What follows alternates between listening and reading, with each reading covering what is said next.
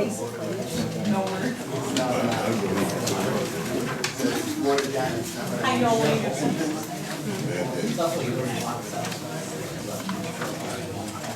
Recording in progress. Good evening, I'd like to call this September 30th, 2025 meeting to order. Everyone please rise for the pledge of allegiance. Pledge allegiance to the flag of the United States of America and to the republic for which it stands, one nation, under God, indivisible, with liberty and justice for all. All right, I'd like to thank everyone for coming out tonight.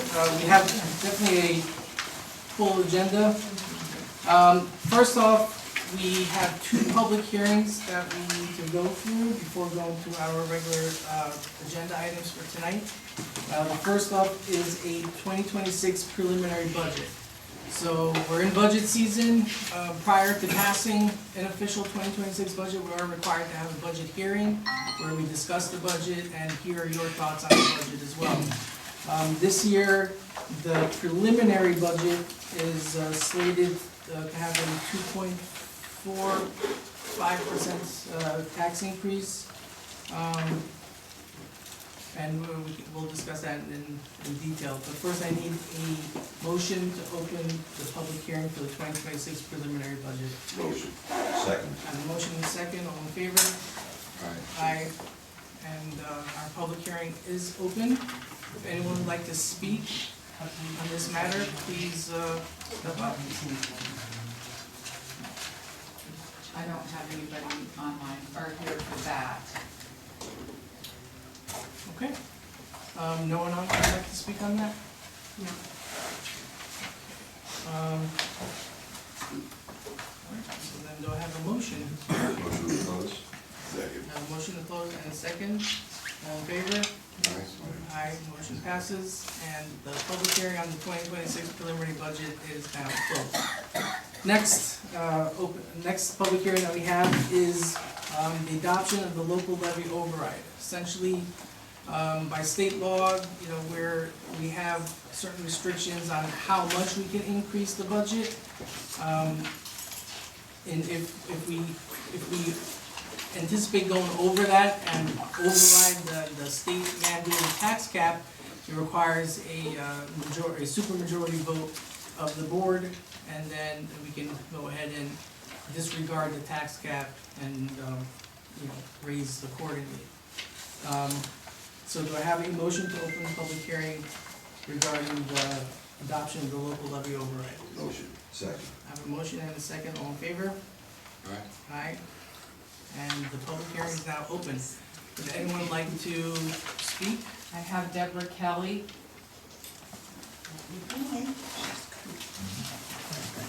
Hi, my name is Deborah Kelly.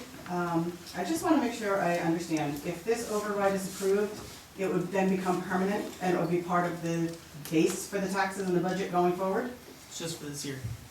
Every year we have to get an override for the.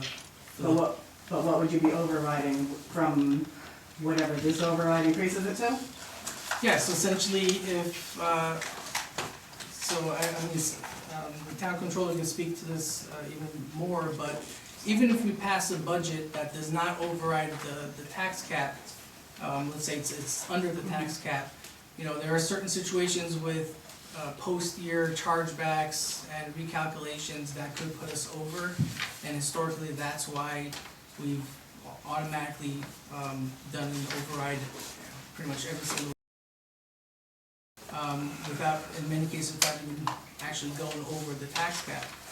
So that's what we're looking to do here. We're looking to preemptively override the tax cap, even though we don't, have the budget finalized, nor do we have a budget that we anticipate would override the tax cap, would exceed the tax cap limit. But it has to be done every year. So if we override the tax cap for the 2026 budget, and let's say that does go over the tax cap or doesn't, it's allowed because we pass a local law that allows it. But for the 2027 budget, if we go over that, again, that 2% tax cap, it's not a real 2%, but they call it a 2% tax cap. If we exceed it, or if we plan to exceed it, we have to pass another. Every year, essentially, the town board does this preemptively, to override the tax cap. Okay, but I guess my question then is, if you pass this override for this year, and if you do go over the 2% tax cap for this year, you're okay on your paperwork because you have the override, but then next year's budget would be capped at 2% of the higher override amount from this year, correct? So this year's override becomes a permanent part of the tax base for next year and going forward. Because next And then year you we can can. still do another override and go over the 2% again next year, Correct. which would result in increased property taxes for everybody more than what the state mandated tax cap normally allows. Right. And then we would keep building upon that every year, so the 2% tax cap is really not a 2% tax cap. Okay, just wanted to make sure I was clear on that.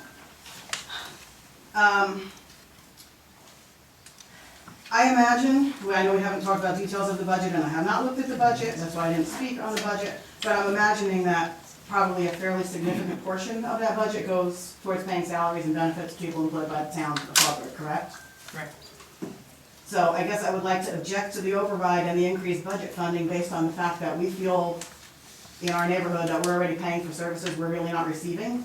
So I personally don't see any reason to increase the funding for those services, especially not at a level beyond the existing tax cap. I'll spare you guys most of the details because I don't want to derail your meeting, but I do need to give you a little background to justify my statement about the services that we feel we're not receiving. There's a pot farm operating illegally on Burnt Ridge Road in violation of the Fallsburg zoning laws. They're causing numerous problems in the neighborhood with excessive noise, excessive lighting, all hours of the night, odors, traffic. They've drawn thousands of gallons of water from the underground aquifer through their well to fill up giant tanks and mix it with fertilizer chemicals. Those tanks are huge, they hold more water than a swimming pool. Some of the neighbors have already started having problems with their wells going dry in the neighborhood. Then that chemical water gets sprayed on the pot plants, and it ends up running off and going into the ground and into a natural brook behind their property, so it poisons the future water supply. We don't know what these chemicals are. Any day now, they're gonna be getting ready to harvest their plants, they're gonna bring in a refrigerator truck again like they did last year. And they're gonna run that diesel motor 24/7 for about 3 weeks, day in, day out, all night long.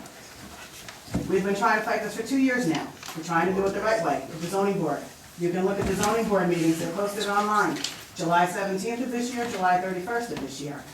The zoning board voted unanimously to deny their application for variance. They were told to remove the plants, stop growing, take their illegal fence down within 30 days. That was July 31st. Here we are 60 days later, they're still going stronger than ever. The code officer comes every 2 weeks to give them a new violation sticker in another 15 days. That's happened twice already. The last time was September 17th, so I guess he's due any day now to come and give them another sticker in another 15 days. The building department's been unhelpful. Someone there told one of my neighbors, oh, too bad, things change, you better get used to it. We called the Fallsburg Police Department about the noise and the other disturbances, and they tell us, stop calling, we're not coming up there. There was a town attorney at all of the zoning board meetings, I don't see him here tonight, but he agreed that they have to stop operating, but he's doing nothing about it. All these people, code enforcement, building department, police department, town attorney, they're paid out of the Fallsburg budget, correct? They're doing nothing to help us, the residents, and they're doing everything to help the pot farm make sure they get another harvest in. Our property values have gone down the toilet because who wants to live by a pot farm? You want to come by my house, live in my neighborhood? I don't think so. Now you want to not only increase the budget, but you want to increase it beyond the limit set by the state, when these people are already not doing the jobs they're getting paid for. You know, that's just bad math, and in my book, it's totally unacceptable. So, I'm opposed. Maybe I'm the only one, but I'm opposed. Thank you for listening. Poison the water. Thank you, Deborah. Is there anyone else want to speak on the tax levy override? Deborah. Yeah, I'm against it too for the same reason. I'm on Burnt Ridge Road. I live right next door. Sorry, sir, what was your name? Sir, hold on. Lawrence Card, I'm sorry. I've been fighting this for 2 years. I bought a nice little retirement house to move over here in a nice quiet residential area. And I gotta live in Shea Stadium because with all the lights, it might as well be that. When you call the police, they don't even want to come and do anything about the traffic all hours of the night.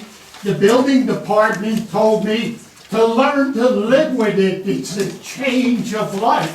It's illegal. I've been going to the zoning board here for 2 years now fighting this. They've been told it's wrong, it's wrong, it's wrong.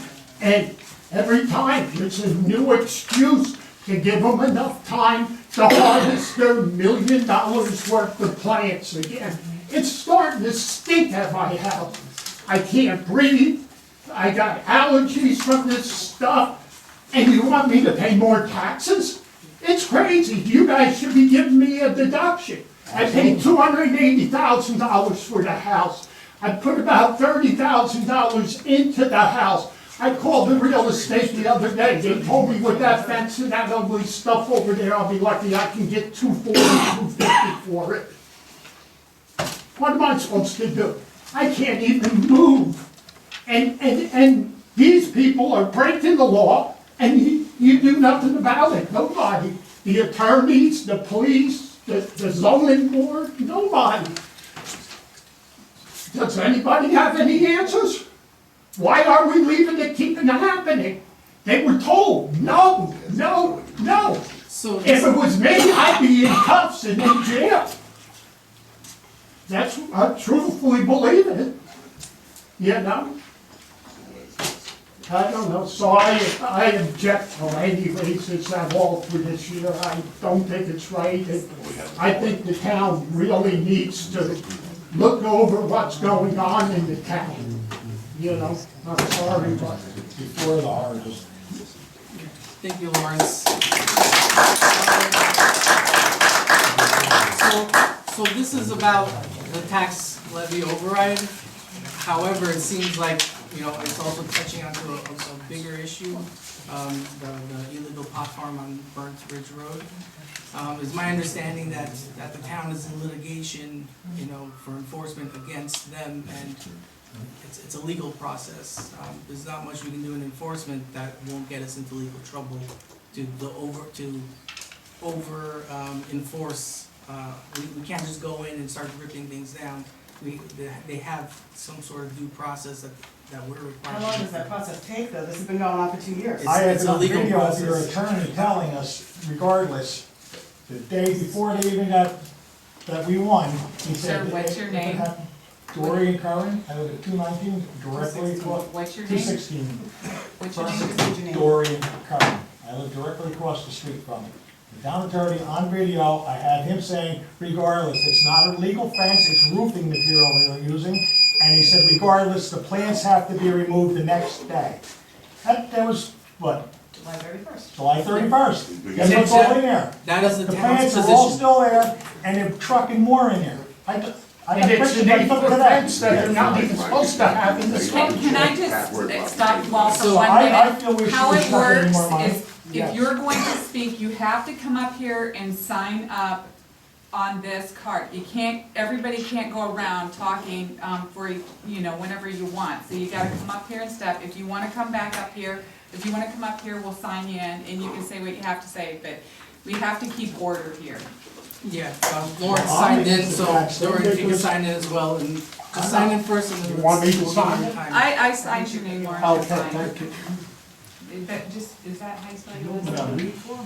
So the town attorney did say it's illegal and it must be taken down next day, and that is He our, said the that, plants have to be removed, they had 30 days to take the fence down. The plants had to be removed the next day because the second you stop, that's a stop work order. Every day, those plants are growing bigger and bigger. That's their work. Well, the plants are this tall now, they stink, they're ready to harvest. I'm waiting for the garbage bags, because I've seen it before, to move in front of the gate to the side, and that means the truck's coming that we have to live with, that no one does anything about. I don't believe you should get any money, I think you should give us money back, because nobody's doing anything. I've called, I've been told, don't bother calling me again from the chief of police, you know, it's ridiculous. I mean, what else we do? I've called OCM, it's not right. I got 30 acres, it ain't worth nothing now. I bought it as a wrecked house and rebuilt it for the last 26 years. I'm 61 years old, I can't do it again. That was my retirement. I don't have money in my pocket, that was it. And that was just taken away from me. And you guys want more money, me to give you more money to do nothing? You just destroyed my life. yep, thank So at this point, is there anybody who wants to speak about the public hearing local levy? All right, Gary, come on up, and you have to stand right here in front of the camera, please.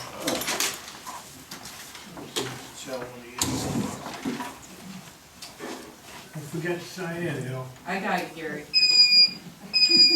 And just, for people who don't come normally, there is a 2-minute or 3-minute clock that you have to abide by. So when the light goes, or when it rings, then you have to stop talking, okay? So go ahead.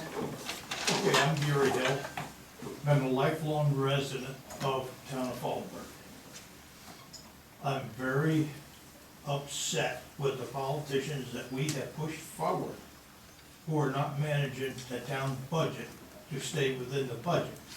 It seems like everything is just, okay, run away, okay, run away, okay, run away. We'll just shove it up the taxpayer. Is it fair? You'll remember us at election time, when you come around giving your lies about what a good politician we're gonna be. But nobody is keeping the government in check. This is your job. Nobody else's, it's your job, you're the man. It's time to get this government to pull in its keisters and balance the books and live within the budget. Now, if the town board has been floating their budget on lack of raises for its employees, shame on them. They should automatically give them 2% a year because that's what the taxes are for. Now, you're gonna do away with all that, and taxes are gonna run wild. And you're not gonna have local people here to come and support you.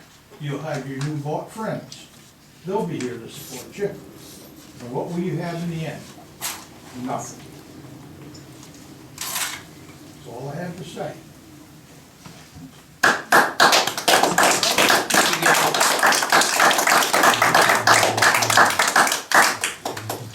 Would anyone else like to speak on the tax levy override?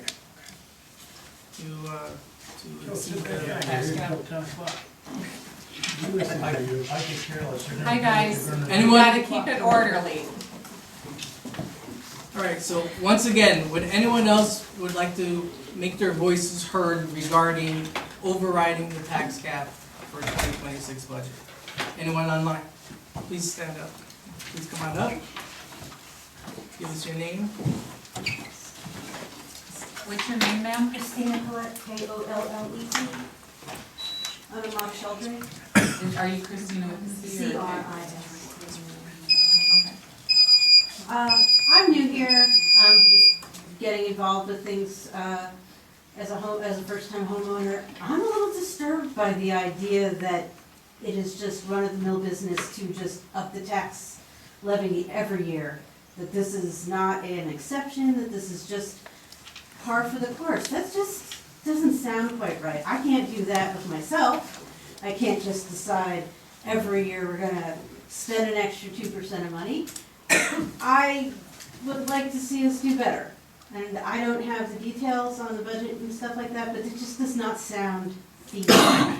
Especially when you have a community where a lot of people are older, they don't have an increasing income. This is my retirement plan. Buying a house in the country was something I worked my whole life for. And to think that town business is every year we're just gonna up the taxes, that just doesn't sound right. And I am also concerned about what's going on Burt Ridge Road now that I know about it. I have a property next to me that somebody could buy it tomorrow, and I don't wanna see that happen. And I've been to the zoning meetings and heard about other enforcement issues. And I'd like to know that, when there are rules being broken, that the town is doing something about it, because otherwise people will keep doing it. And that's all I have to say. Thank you. Thank you for speaking. Thank you, Christina. Anyone else want to speak on this subject? Please, Pamela. Just a quick question, where's Scott Dubois, the one who's, doing the figures and the budgets? Where is he? I don't know.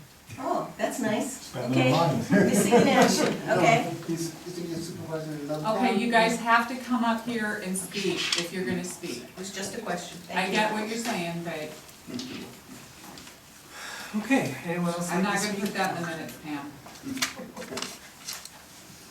Alright, so just for clarification, you know, the budget process is a process, you know, and it's supposed to be a well thought out process. It starts with the town supervisor as the budget officer to present a tentative budget to the town board. The town board will then deliberate over that tentative budget and come up with a preliminary budget. And then with that preliminary budget, you know, we have a public hearing, and then we, you know, may make some tweaks to it, and then pass a final budget after we have the public hearing. The tentative budget that I presented had a 0.75% tax decrease. It was based on the fact that we had over $18 million in increased assessed value from all the developments that came online this year, which offset a lot of, you know, the extra spending that we needed. And plus the development fees that we typically don't really insert much, or very conservatively insert into our budget, which creates a surplus at the end of the year that's really almost artificial. In my discussion with the town controller, it's always been his philosophy to steadily raise taxes every year, even in good years, you know, just in case we have a really bad year, so you know the public doesn't have to take that hit in a bad year. I don't ascribe to that philosophy personally.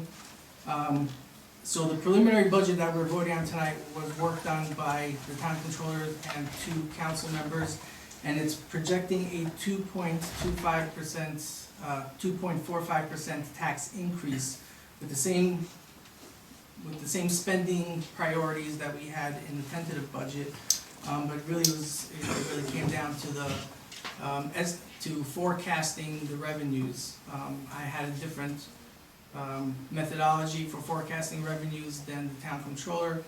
My methodology results in a tax decrease. His methodology results in a tax increase. But again, you know, the preliminary budget as it's written right now is not the final budget. There's still some time in the next 2 weeks, 3 weeks to make some tweaks to it. Maybe it'll come down to less than 2.5% tax increase. I'm hoping that it does. Me personally, I'm not in favor of a tax cap override, you know, only because the figures that we have right now, even with a chargeback somewhere after the end of the year, I still don't project that we'll end up going over it. But again, it's a discussion, and ultimately it's a board decision as a whole. So if anyone else want to speak on this matter, I just have a question. Do I have to come back up? Yes, please.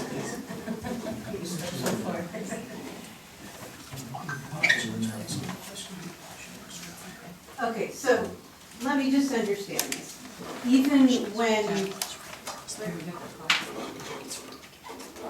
Even when we think we're gonna get more money, we're all getting taxed more, just in case? Is this like a codified law? Why isn't the rule, when we think we're going to have an emergency, we have an emergency resolution to raise the taxes? Not, we're just gonna do it all the time, because when we have emergencies, we can't say to the town, oh, I need to give you 2% less this year because I've had a bad year. And I think everybody is about to have really bad years.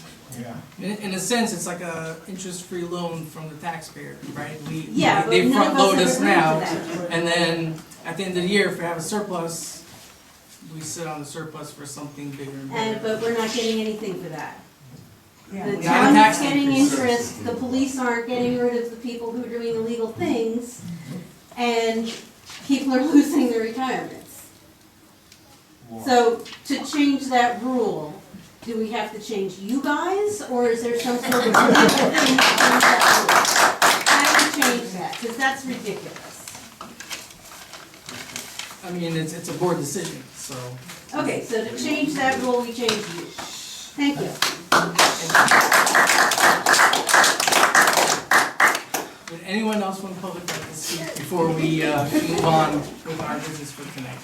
Actually, I have one more question, but I'll come up, I'm Please sorry. come up, give us Sorry, your I'm name. coming up, Pam Wagner, La Sheldrick, blah, blah, blah. Okay, I understand that you could be increasing the taxes due to cost of living and things like that. But we have a big elephant in the room. Isn't it that $110 million bond that we're supposed to get to replace the sewer system? And then we were talking about replacing the infrastructure, which was something like $2 million per mile. Where does that fall in this budget? I mean, is this something separate? Because I noticed that on the agenda, there was something else that you spoke of, something to do with that you don't want to have the sewer levy, oh, not sewer levies, but the sewer expenses added into this. So I'm just wondering, where do we stand here? I know you're saying 2.5%, but how does the other stuff fall into play? Sure, okay, so the 2.5%. Okay, why don't you just stay in case you have another question? Oh, No, I'm just saying, you got 2 more minutes on the clock. All right, So the- I'll stand. So the Okay. 2.5%, that's a slated increase, that doesn't talk about the sewer district at all. The sewer district has its own, that also has an increase, but it's not part of the overall calculation because it doesn't affect the entire town equally. So the 2.5% does not affect the sewer or the water districts. They have their own budgets, they have their own taxes, they have their own increases, and both Isn't are that where increasing. there was an increase, I'm sorry, I didn't mean to be rude, but isn't that where you said that we're increasing those by 10% per year since we had the problem So that's with the the user CEM fees. Smith report in 2011? Right, so the user fees, that was raised 10%, I think an automatic 2% every year after Was that. that last year? That was last year, yes. And now this year, it's gonna be every year? Correct, for the user fees, that's built into the law that the majority of the board, decided to pass. Okay. However, this is different, we're talking about the property tax portion, which is really supposed to be the capital improvements. I'm a little bit more permissive on that because of the fact that we have a $110 million plant that we're looking to build. For us to have a slight surplus there is not a surplus because that money is actively walking out the door, as projects have started.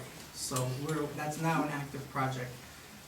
This budget, this 2.5% does not touch the water and sewer districts. They have their own stuff going on. They have their own user fees increase, that's statutory, and then, the property tax increases as well per EDUs, per, unit. Well, Does that answer? That's the consolidated water system, and then we have the issue of the town being responsible for the people who have wells that are going dry.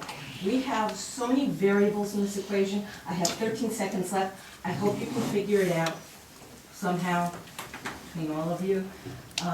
Thank you for your time. Thank you, ma'am.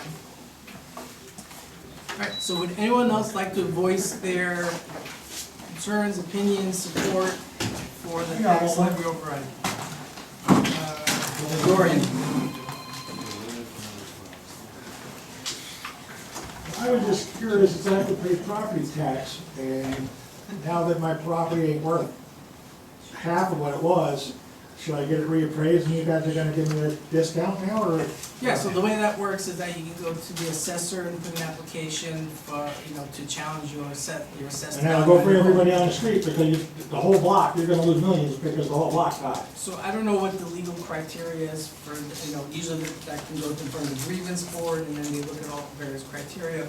I've never served on the grievance board. So in the meantime, we don't pay our taxes, we'll put them like in an escrow account, so we have it there, because, I don't wanna give it to you, because you're not gonna be so quick to give it back if there's a discount. That's true. Once it goes in the pocket, it's not, I'm not gonna see it. That's true, again. but we can't give that kind of forbearance, for you to be able to hold, you do have to pay your taxes no matter what. Oh, no, I pay, like I said, I would put them in an escrow account, and, if we figure this out, I'd be happy to give me my taxes I have for years.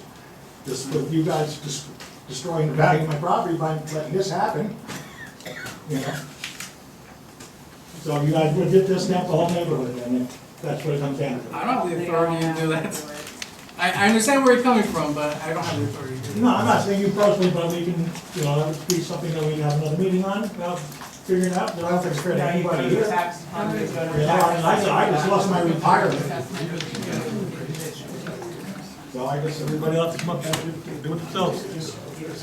Thank you, Dorian. All right, last call. Anyone else like to speak on the public hearing for adopting the tax limit override? Motion to close public hearing. I have a motion to close the public hearing, and I have a second. All in favor?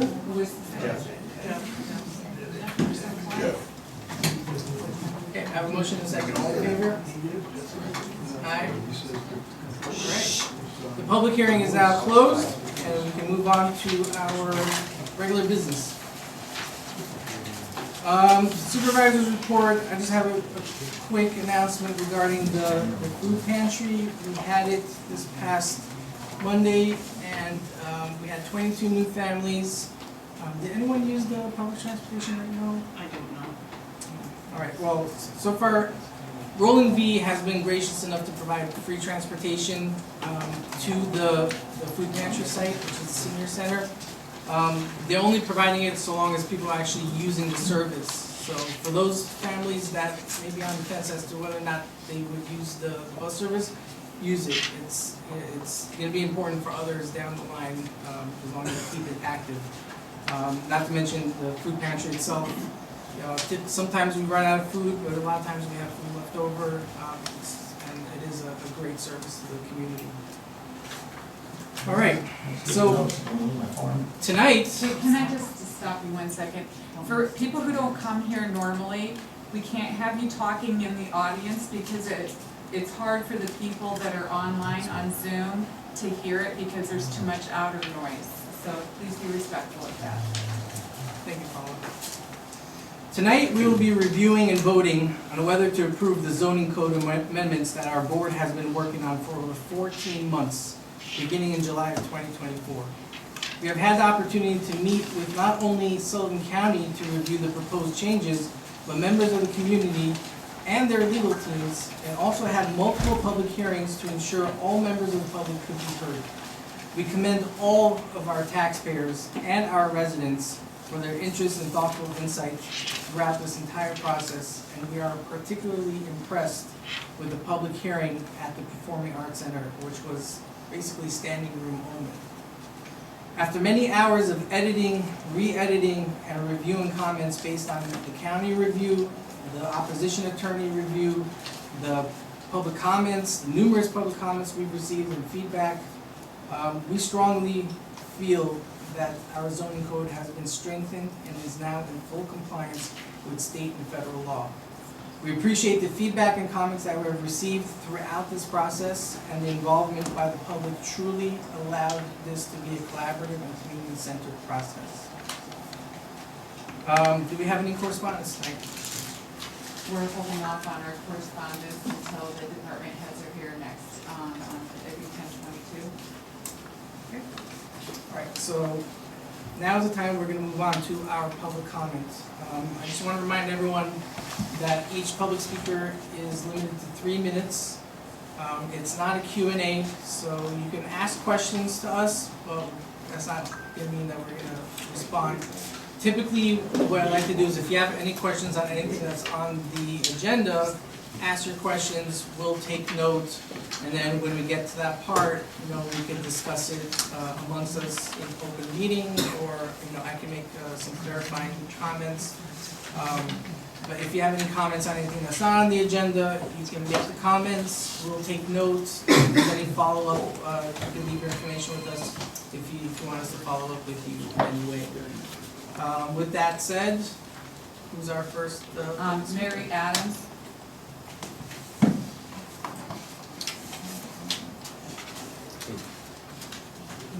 Good evening.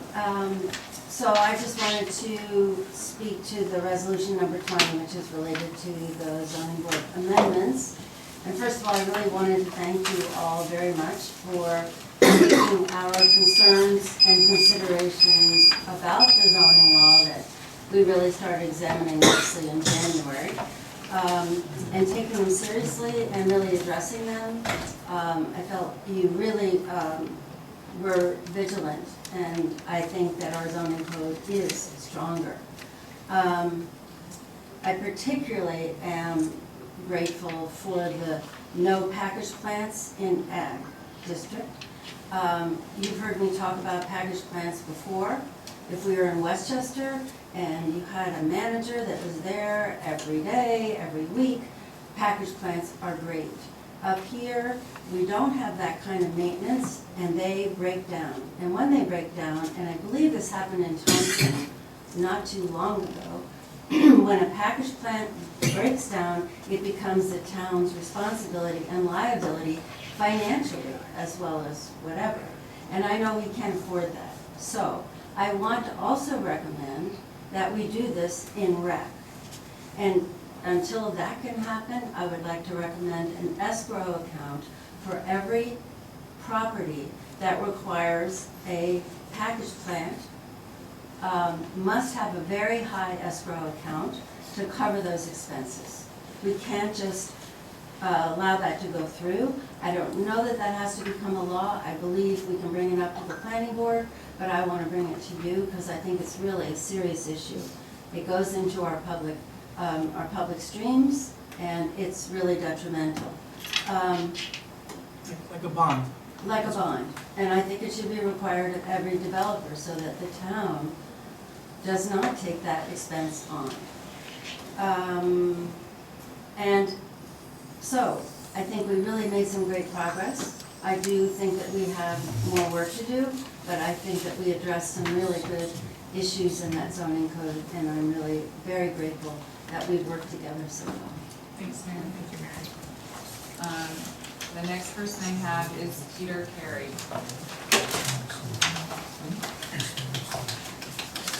Good evening, everybody. Peter Carey, okay.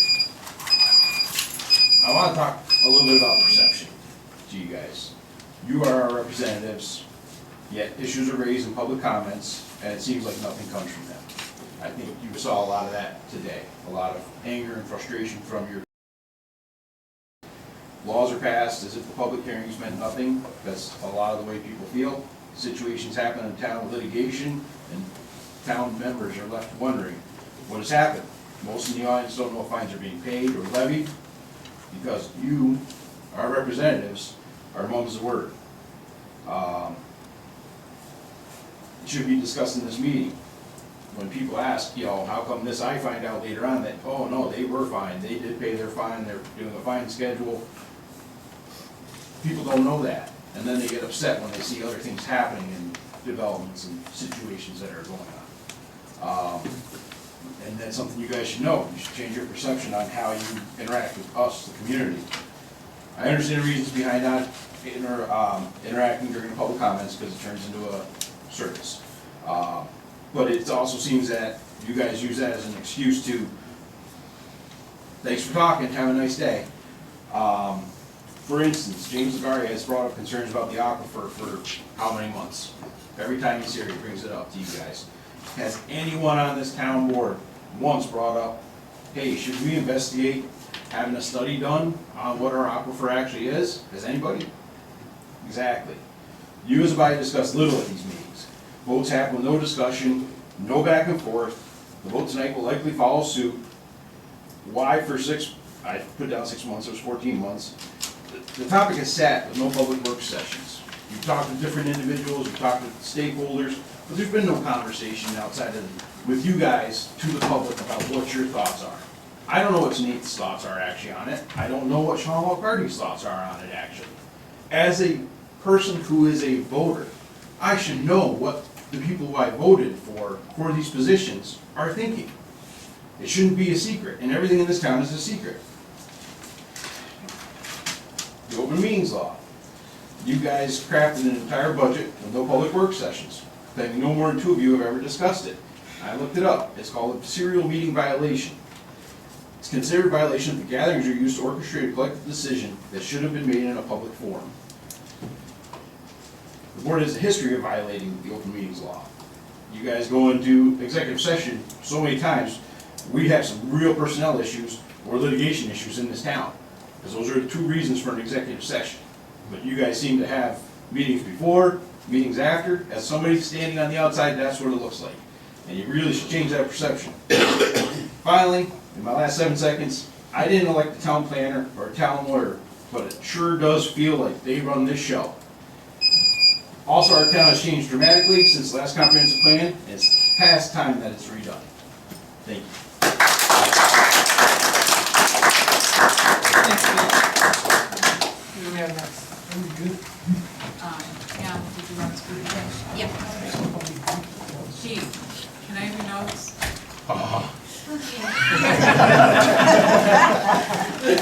You can, but you may not be able to read them.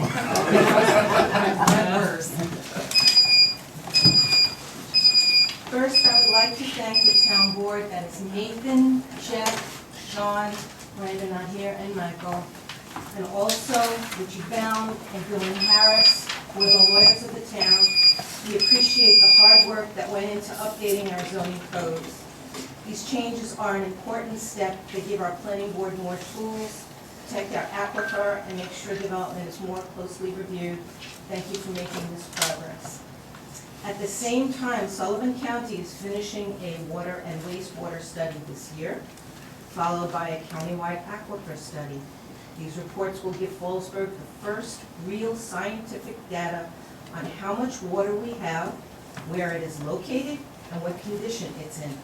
Until that information is available, we ask the town board to be responsible and pause large projects and water or sewer expansions.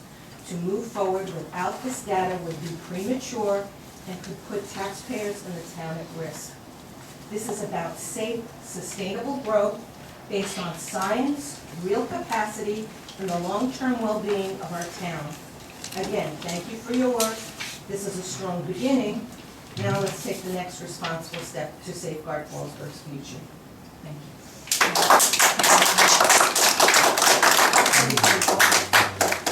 So I don't have anybody else that is signed up here in person. If you'd like to do that, now would be the time. Lawrence Card, right? Yep. Well, I hear a lot going on about aquifers. There's something else you might want to know about, which has been in all the zoning meetings and everything else, which you guys might not be privileged to.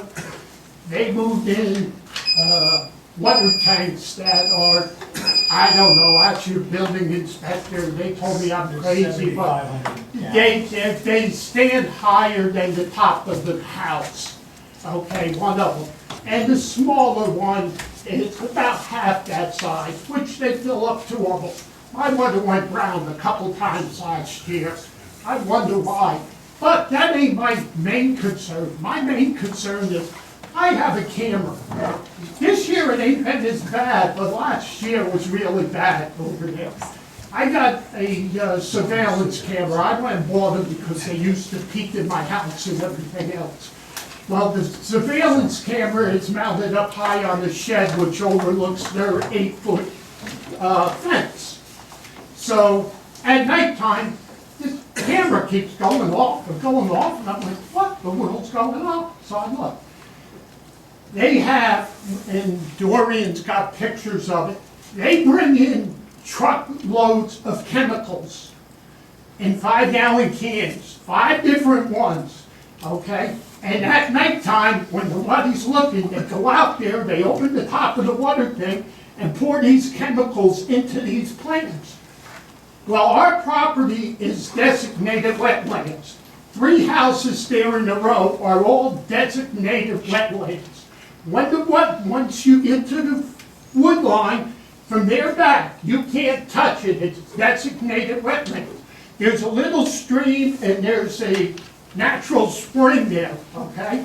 That natural spring flows right down the back of my property, right into their property, and down to the next neighbor that ain't there.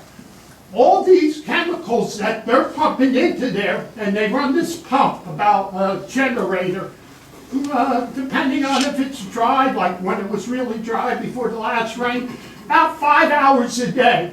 They got a generator out there running and a big commercial pump. And he's got pictures of it. They got hoses that run to every plant, and they're pumping these chemicals into these bags with the plants in them. Okay, and the only thing laying on the ground, and they said here and lied straight out to the zoning board, is weed block. Everybody knows weed block is pure as it goes through it. You can't tell me that plastic bags ain't overfilling with water and all them chemicals aren't going into that ground.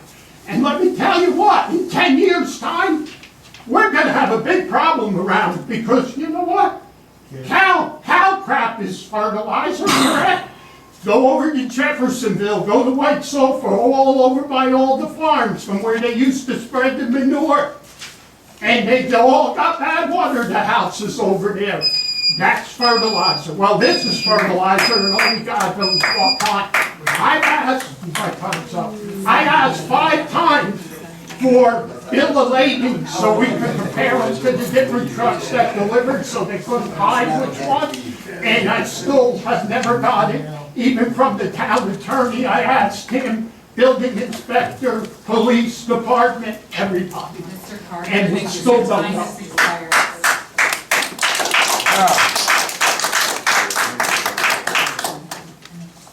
Do we have anybody else for public comment that's in the building? Okay, is there anybody for public comment online? Does anyone want to make their voices heard before we close public comment and move on with our business for tonight? Nope. Okay. If that's the case, I'm going to go ahead and close public comment and we'll move on to our agenda items for this evening. Number 1, motion to approve town board minutes dated 9/16/2025. I have a motion. Do I have a second? All in favor? Aye, motion passes. Number 2, motion to approve payroll warrants dated 6/18/25 in the amount of $381,054.56. Motion. I have a motion. Do I have a second? Second. Second. All in favor? Aye. Aye, motion passes. Number 3, motion to approve payroll warrants dated 7/2/25 in the amount of $398,257.56. Motion. I have a motion, do I have a second? Second. All in favor? Aye. Aye, motion passes. Number 4, motion to approve payroll warrants dated 7/16/25 in the amount of $431,599.74. Motion. I have a motion? Second. I have a second, all in favor? Aye. Aye, motion passes. Number 5, motion to approve payroll warrants dated 7/30/25 in the amount of $420,468.77. Motion. I have a motion and a second, all in favor? Aye. Aye, motion passes. Number 6, motion to approve payroll warrants dated 8/13/25 in the amount of $425,933.58. Motion. Second. I have a motion and a second, all in favor? Aye, motion passes. Number 7, motion to approve payroll warrants dated 8/27/25 in the amount of $405,486.12. Motion. I have a motion, do I have a second? Second. I have a second, all in favor? Aye. Aye, motion passes. Number 8, motion to approve warrant number 09825 dated 9/11/25 in the amount of $265,353.45. Motion. Second. I have a motion and a second, all in favor? Aye. Aye, motion passes. Number 9, motion to approve warrant number 09B25 dated 9/23/25 in the amount of $801,656.55. Motion. I have a motion, do I have a second? Second. I have a second, all in favor? Aye. Aye, motion passes. Number 10, motion to approve promotion of Ryan Smith to laborer 2 in the Parks Department with a pay of $21.60 per hour, effective 10/6/25. Motion. Second. I have a motion and a second, all in favor? Aye. Aye, motion passes. Number 11, motion to approve employment of Thomas Benjamin as a motor equipment operator with a yearly salary of $51,147.20, effective 9/22/25. Motion. Second. Which one's which? Nate, Jeff. Okay, I have a motion and a second, all in favor?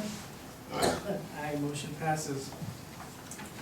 Number 12, motion to approve promotion of Timothy Deary to motor equipment operator with a yearly salary of $51,147.20, effective 9/22/25. Motion. I have a motion and a second, all in favor? Aye. Aye, motion passes.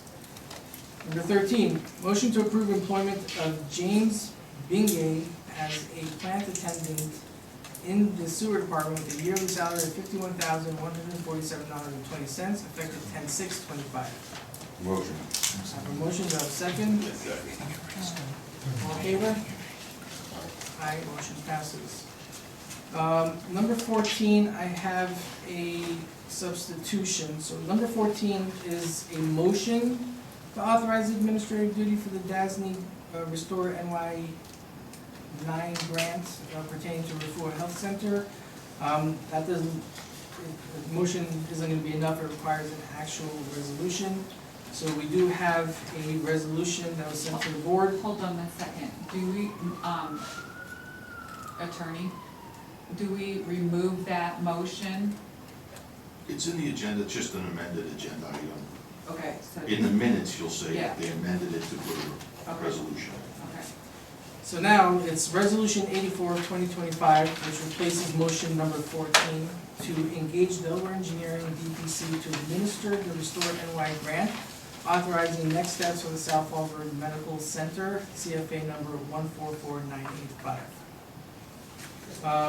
So this was the $750,000 grant that Councilman Walcarty worked very hard with before to apply for. The state did approve us for the grant, but it's a pass-through through the town to this organization, where the town has to, do a lot of the paperwork and a lot of the administrative work.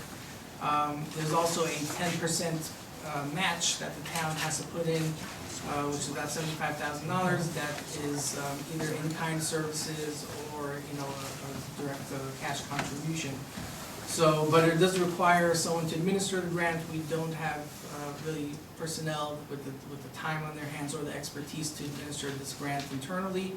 So we're looking to give it to our professional grants administrators and writers, which is Delaware Engineering, which handles all of our infrastructure grants, or at least the vast majority over the years. So that's what we're looking to do now. We're looking to enter an agreement with Delaware Engineering to administer the grants on the town's behalf, in service to the Florida Health Center. So, do I have a motion to pass resolution number 84 of 2025? Motion. I have a motion, do I have a second? I have a second. All in favor? I understand. Abstain? Yeah. I'm a yes, so we have 3 yeses, 0 noes, and 1 abstention. 3-0-1. All right, so number 15. I'll just give a quick explanation. So this is with regard to our ongoing project for the Never Sink Crossing, to be able to link the OW rail trail to build a bridge that will connect essentially the rail trail from one side of town, Hurleyville, that will effectively connect it all the way to Mountaindale. It's a major project that the county has worked really hard, as well as the OW Rail Trail Alliance. This is years in the making, but the town acts as the sponsor of the entire project. So even though we have, close to $3 million in grants, federal, state, local, as well as public-private partnerships, everything has to funnel through the town. And even though the county is providing a lot of the work, we have to enter into intermunicipal agreements with the county to provide us with their part of their contribution.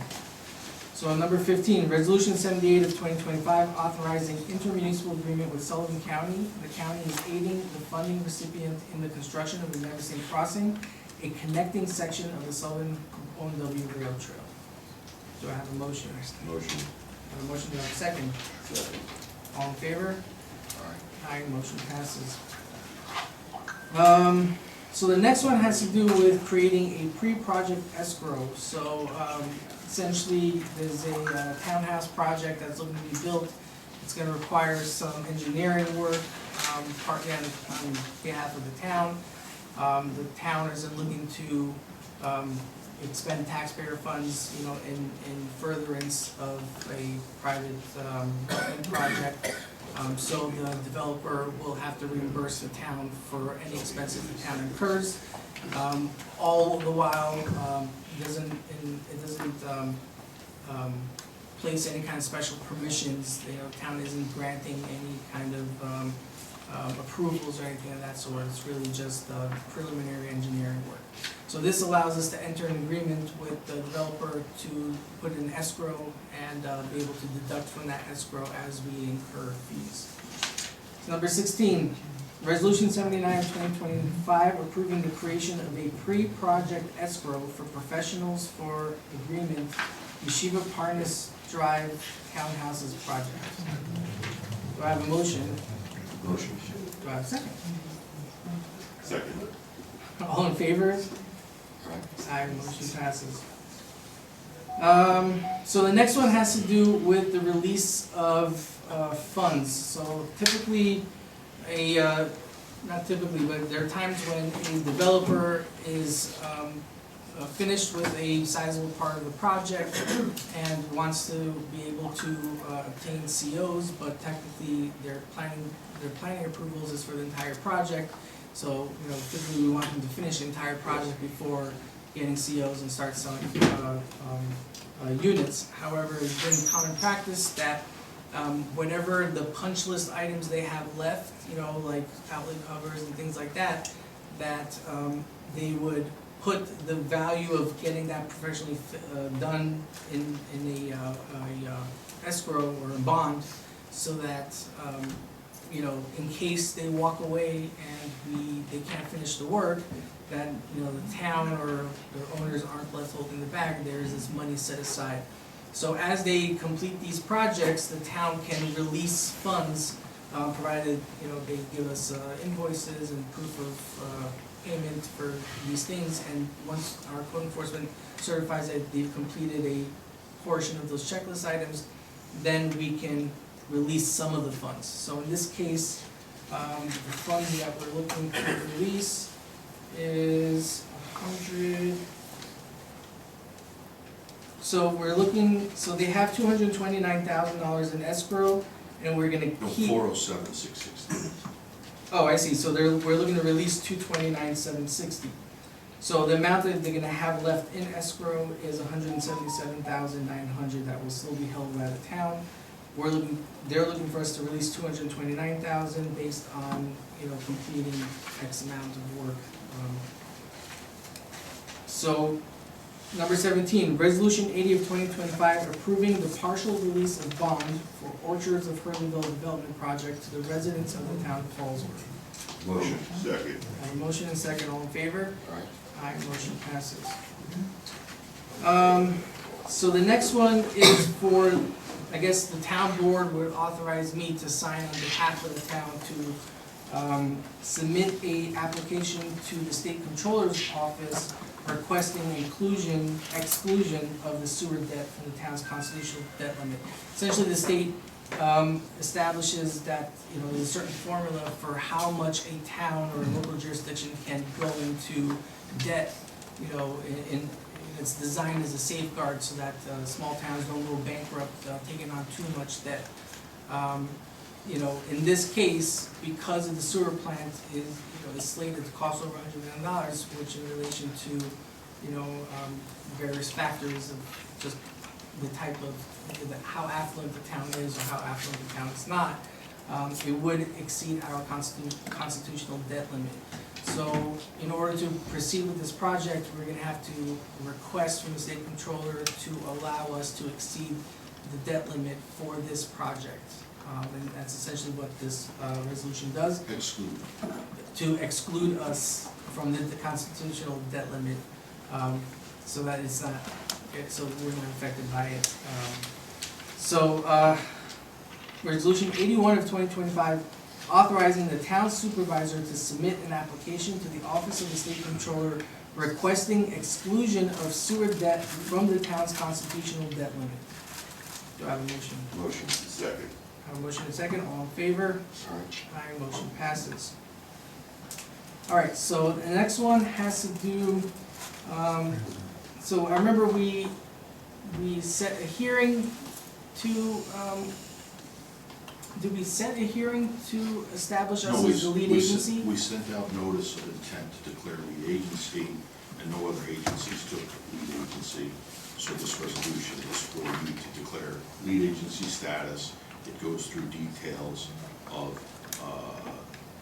lead agency status and all of the things that are examined in order to determine whether or not there's a negative declaration that should be made. And it's, when we declared our intention, they essentially, other state agencies had 30 days to. It was all interested agencies. It would have been schools and Department of Health, Department of Environmental Conservation, DOT. There was a whole laundry list. And the town, it would be very unusual for anything else to declare a lead agency, so no one, within the 30 days that elapsed, declared lead agency. So now, since you declared your intent and no one else took lead agency, the town can declare lead agency, and then you have your secret declaration, which has been circulated to demonstrate that there's a negative declaration that should be issued. Okay, thank you, well said. All right, no one has any questions? Motion. I have a motion and a second, all in favor? Aye, motion, or the resolution passes. All right, number 20. So it's all culminated down to this. Is this gonna require a roll call vote or just a I simple? would make a roll call vote on the seeker also. On the, you mean for The lead one that agency? we already did. The 82, yeah. Okay, so the motion was done by Nate, I second Nate? it. And Jeff seconded. Have approval from Sean, yes, and I have approval as well, and Miranda's absent, so 4-0.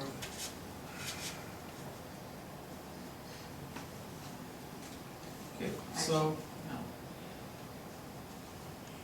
301. he didn't tell us. No, he voted. He voted yes. Oh, 401. There's no abstention. Marie, she's absent, that's what I'm saying, though, you still have to put that she's absent. So it's 4-0. 4-0, automatically be The a. one is absent. Typically, You the still one have is to an put abstention. absent. Okay. However you do the. Yeah, I'm just fine. saying. I'm not gonna, yeah.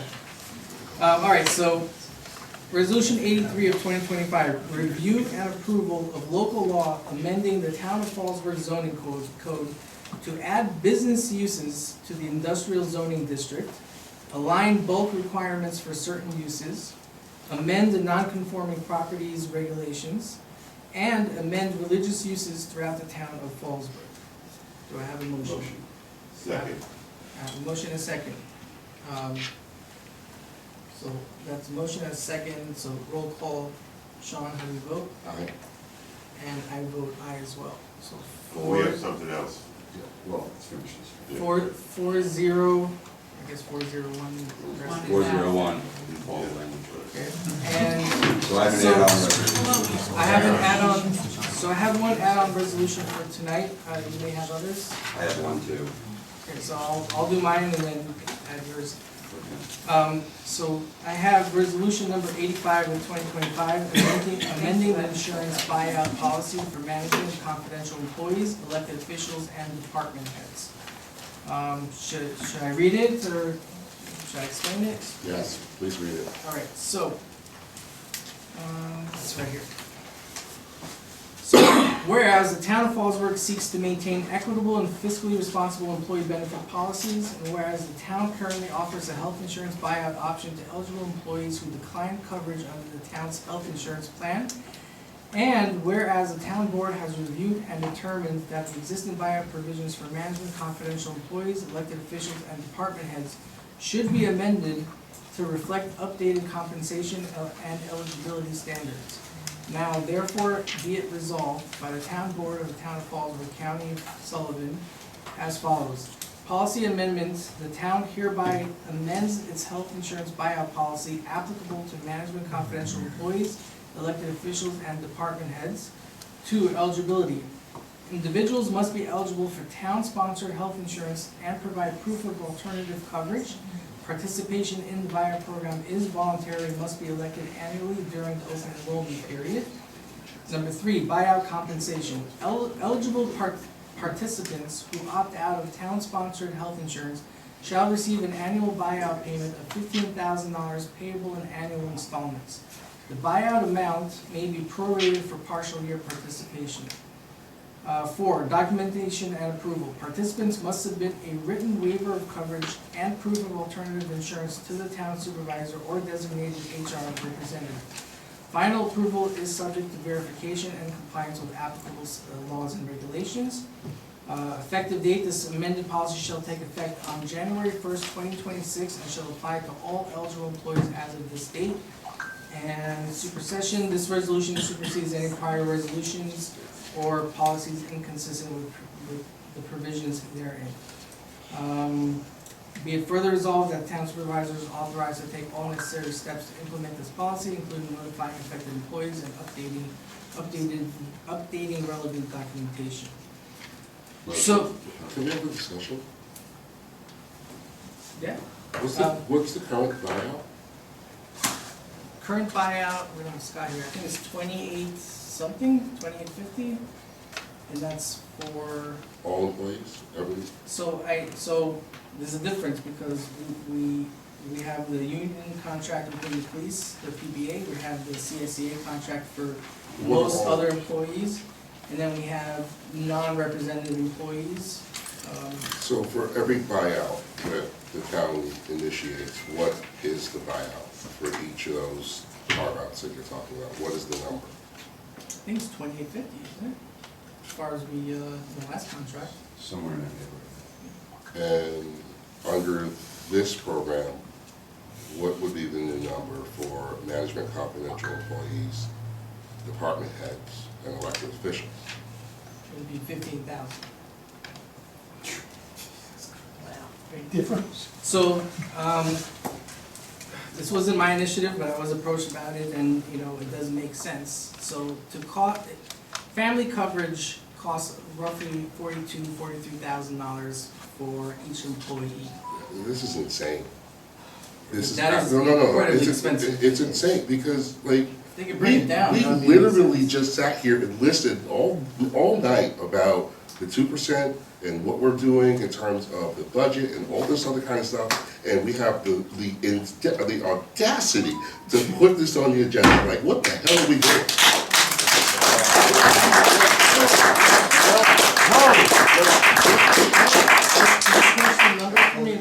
Like, it doesn't make sense. You know, it makes sense like a fart in the wind. It doesn't make sense. So let me articulate it to you. No, you guys haven't made sense in weeks. So I am the one that brought this because I am also one of the 2 councilmen that met with our controller about our budget. And I do agree with many people in the audience that it's not the right way to do things. I didn't meet with any other board members. I know Jeff also had meetings with Scott. In the past, I've been on the board for many, many years. We met as a group. It was public. We met with department heads, and we crunched the numbers, and for whatever reason, that doesn't happen anymore. I have the ability, fortunately, to have the time in my business, personal life to spend time in town hall, and I have the utmost confidence in our town controller. I did bring this, and it is a large number, and initially I thought it was too much. But when many of the staff are taking a $42,000 policy, and we have the option to give them $15,000 and they get their insurance in another spot, Scott and I worked the numbers, and there was somewhere in the neighborhood of a guesstimation of close to $100,000 in savings. So I myself have never, or I guess very briefly for less than a year period, did take the insurance from the town, but it cost me to get my insurance through my wife's job substantially more than the $3,000 buyout. And I honestly did it personally because I didn't want to put the burden of that $42,000 policy on the town. So after discussions and after figuring out that we needed to have a comparable number to other employees like the county, who also has the same health coverage and has a $15,000 buyout that many of our employees. No.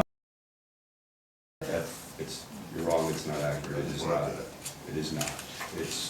It's more complicated than that, but approximately the county buyout is $15,000, and if it works the way that the controller, who is, in my opinion, the expert for finances for the town, this will be a money savings. Now, my resolution is going to deal directly with another concern, but the 2% tax cap that people are upset about is a very difficult thing, and it's a burden that the state has put on the town.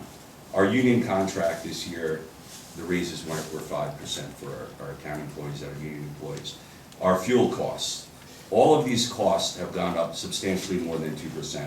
Now, where his budget that he created, I believe mostly from Scott's budget, showed I think a half a point decrease, and that is all over estimated income that we're gonna get.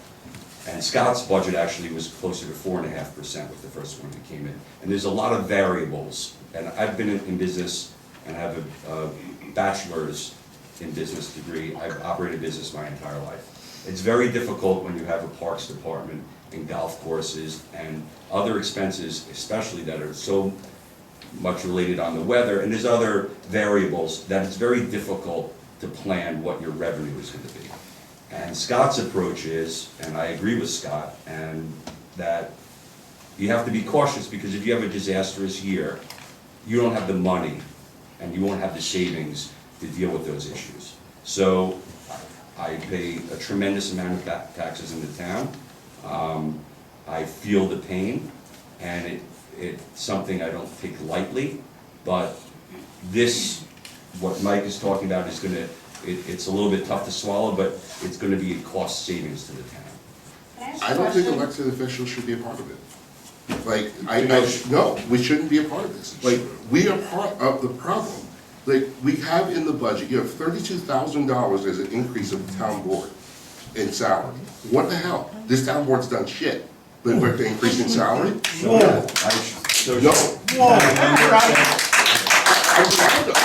I said it from the very beginning. Sean, you're upset about the fact that you're not administering the grant? Yeah, And because you know honestly, what, you guys screwed me on that too, but that's another case. That's another, that's a, don't bring it up, because it's personal. And what did I do? What did I do? I abstained from the vote. I need you all to I abstained from the vote. I don't know if this is where it's coming from. I abstained from the vote, sir. The So I salary, was gone. all of our jobs, and. You for the haven't done a public thing. What have you done? What attended- have you done? I've attended 99% of the meetings. You changed the meeting, sir. I have a text message, you You said the hell missed with Sean. 70% of the meetings. You changed and the you don't meetings. spend a minute in this town. You hall. changed the meetings. You should be embarrassed with your behavior. Because you changed the meeting, sir. First of all, I did not You change did. it. We I have a voted as text board. message. When you were elected to. You guys changed Sean, the when you're meeting to a elected night to a because you job. knew I couldn't make it. It- I said, I cannot make this night, I have a job. We had conflicts with our attorney, Again, with other that has board members, nothing to do with everybody. That has nothing to do with this budget. Everybody has conflicts. When That you has take nothing to on- do with this When budget. you run for a job, you better make sure And- Monday through Friday, and guess what? you could change your schedule. And guess what, that has nothing to do with this budget. Right? You're trying to It's muddy offensive the to issue. me with the I'm amount of offended by time the that I budget. put into this I'm job, offended that by somebody that increasing misses the salary. 70% of the I'm meetings offended and by you doesn't guys come to adding town in hall, has the $15,000. nerve to say it. I'm gonna say it out loud, I'm gonna keep saying it, because All right, let's maintain order. We have a meeting to run here. you had this money in there. I don't know, It should, I have one more question, Sean. And elected On our officials. last board, when you were deputy supervisor, did you or did you not fight for yourself to get a substantial stipend for that job? A job that I've held, not now, unfortunately, but I've held for 10 years without a stipend. Did you ask for a stipend or was voted down? What I said was, the law supports this, that's what I said. And when I was told and it came to a vote, it was voted down. we never voted. So there's that. I am not wait, embarrassed And by let's go even further, right? Because Sean Walcarty has gotten almost $1 million in grants for this town, and what has Sean gotten for it? Nothing, but it has nothing to do with what we have here on paper. What we have here on paper is $15,000 for elected officials. I told you I supported you to administer the grant, but I felt that you should step, not quit. It's a conflict of interest for you to receive money to administer a grant and serve this board. You have 2 months left in that and running, you're gonna step down. Okay. You have your opinion, I have mine. Make a motion? Yes. I second. We have a motion to approve, we have a second. No. I have one no, I'm voting yes, the resolution passes. Okay. Now, we have something else. Now I apologize to the public. Public. And who made the motion? Nate made the motion, I second.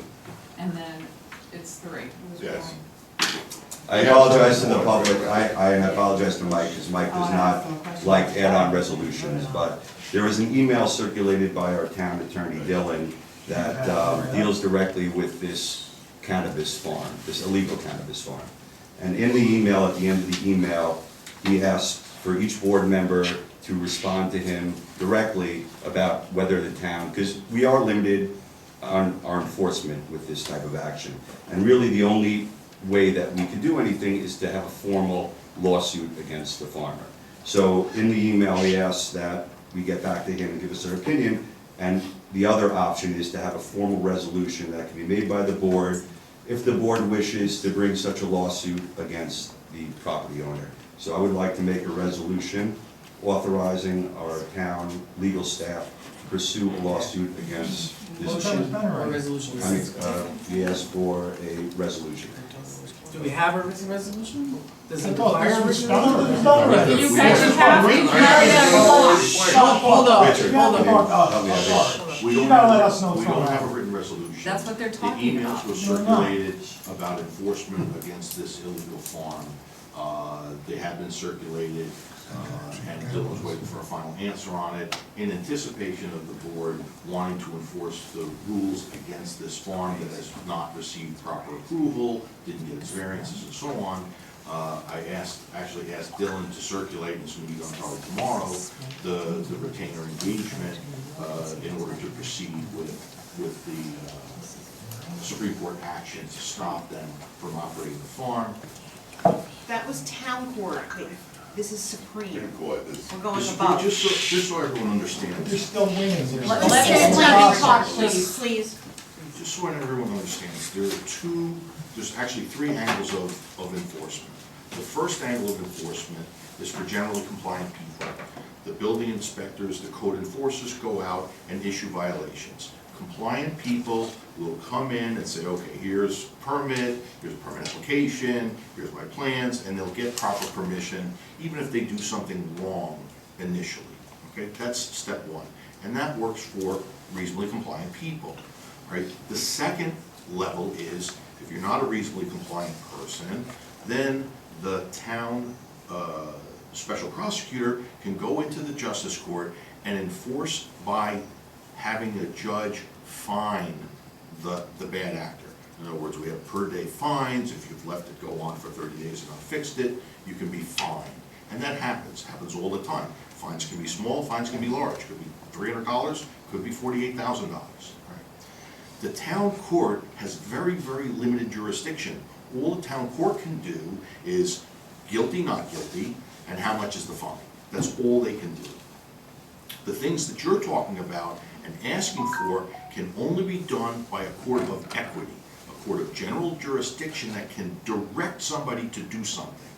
The lower court, the town court, cannot direct anybody to do anything other than pay a fine. So what we're talking about now requires a special authorization. Going into justice court to enforce the code is routine enforcement. This requires an action in the Supreme Court. The Supreme Court is a court of general jurisdiction. It's a trial court. It sounds like the Supreme Court of the United States, you hear about that on the news, which is the highest court. Well, in New York State, it's the lowest court. Our highest court is called the Court of Appeals. Okay? So what the board is doing now is authorizing the Dylan Harris to go into the Supreme Court to bring an order to show cause, to stop them from operating and to enforce against them the violations. They're able to provide injunctive relief, and upon failure of the injunctive relief, you can punish them for contempt, because now you have someone that's violating a Supreme Court order. And you can't violate a Supreme Court order because the judges don't like it, and they have the power to enforce it. It can be enforced with fines, and it also can be enforced in extreme cases where the sheriff can actually go in and actually take action on the property if it gets to that level. Can I ask a question? How did they even get this far? Their first form we saw was written I with don't have- crayon, and it was written in the wrong town. It said Liberty, not Fallsburg, so it shouldn't be valid. If I went to motor vehicle and wrote the wrong town on my driver's license, I wouldn't get a driver's license. Their permit that was illegal to get, because I called OCM, they didn't authorize it. This town does not control OCM. I know you don't, but how did this OCM town approve a thing with the wrong address on it? To my knowledge, nothing is approved that's operating without approval. We never approved anything. Excuse me, but First of all, wait a second, wait. But since we're talking here, the town does not approve projects. The town delegates its authority to approve projects to the planning board. The planning board is a separate independent body. This board does not control what the planning board does. It's independent, okay? So, and they would be doing something improper if they were interfering with the planning board, because they delegated that authority to them. So that's why there are certain things that the town is involved in, like these escrows. For example, the planning board has no authority to set a bond, but the town board does. So that's why you see an escrow with the town board. There are reasons why things are done in the way that they're done, and it comes out of the complications that are created by state law. A lot of what people are unhappy about are rules under state law. For example, the exclusion of the debt from the 2% cap and the constitutional debt limit is provided for with a specific statute under the local finance law. This is permitted, it's routine, it's what every municipality would do. Because you don't want to lump that in because it interferes with your other operations. did I tell you something That was else? 3 years ago. When we first found out, and I told Dorian, hey, you're putting a pot farm there, because the caretaker told me, and he was going through everything. I went onto the OCM's website myself and tried to put in an application for which they wouldn't allow. But there's a lot of stipulations. It said that they have to first have town approval to get the permit from the OCM, which they claimed they got. And this is when we found out that it was from Liberty, because our mailing address over there is Liberty, not Fallsburg. So they put it in for Liberty. They were supposed to get town approval submitted to the OCM to be able to get it. And they gave Liberty. So, That's how this all started. Building codes. okay, all right, Can we touch the building code? again, we're not in public comment, I'm gonna just quickly relate a story. When we first shut him down, I got a fairly angry call from OCM, basically stating that, we don't have the authority to intervene in their matters. As long as they meet all the zoning requirements, we can't tell them what to do. They don't. And then I told them, they are violating a substantial number of our zoning laws, in which case their mood changed completely, and they said, oh, well, they have to follow your local laws. So, they're protecting them on some level, but they're But they're also not following OCM laws. OCM laws are double fence, have to be We can't- secure. This is. It's not our OCM says, hey, I two watched fences, this fence they go allow down 4 times. So 4 you gotta times in a call week. OCM and And they it's gotta not enforce the approval. thing. It's not even You gotta fence. speak to your state And it's representatives. supposed to be a neighbor-friendly fence also, Okay. according to OCM regulation. OCM Alright, so- came in this year to inspect. So we have I a said, you motion. better inspect the, excuse me 1 second, you're talking over me. But it's not a public comment period. Yeah, I understand OCM where you're told coming me from. to mind my own goddamn business. I understand. Okay, so right now, as it stands, we have a motion on the table. The motion is to introduce this resolution. I mean, I guess it's a I'll motion. tidy it up. Just pass a motion to authorize the town to go into Supreme Court to enforce. Motion, second. Right. I have a motion for what our town attorney Go said. into Supreme Court. Yes. You stole my motion. Are we gonna go through all this again next year? Of course. Formal resolution authorizing to go into Supreme Court. Just, we're going to very casual, but I'll fix it Okay, later. yeah, okay, well, I mean, They're going we to have- Supreme Court to enforce the statutes, rules, and regulations against 319 Burtridge Road. 319 Burbridge. Sorry, 219. Oh, we just enforced it against the wrong party, sorry. It's regarding Burbridge Road. Burbridge Road for operation of cannabis farm without approval.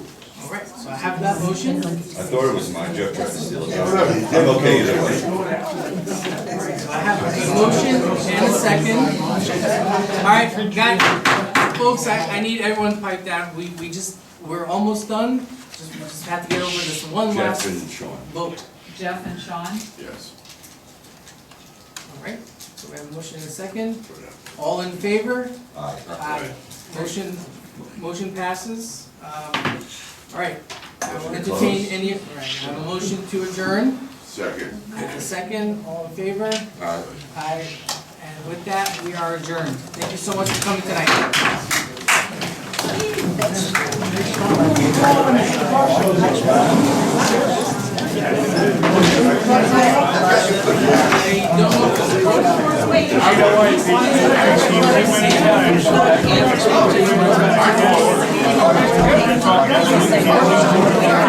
Yeah, yeah,